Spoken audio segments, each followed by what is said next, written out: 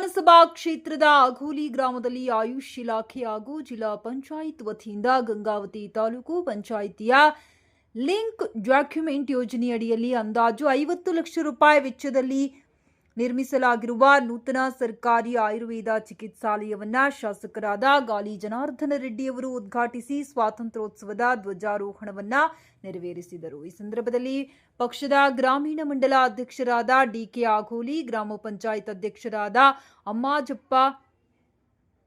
ಗ್ರಾಮ ಪಂಚಾಯತ್ ಸದಸ್ಯರಾದ ಹನುಮನಗೌಡ, ಬಸವರಾಜ್, ಕನಕಗಿರಿ, ಕರಿಯಪ್ಪ, ಹರಿಜನ ಹಾಗೂ ಮುಖಂಡರುಗಳಾದ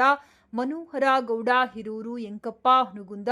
ಸಣ್ಣದೇವಣ್ಣ, ಸಾದಪ್ಪ, ಯಮನೂರಪ್ಪ, ತಿಮ್ಮಾರೆಡ್ಡಿ ಹಾಗೂ ಹಲವು ಸ್ಥಳೀಯ ಮುಖಂಡರು, ಕಾರ್ಯಕರ್ತರು, ಗ್ರಾಮಸ್ಥರು ಉಪಸ್ಥಿತರಿದ್ದರು.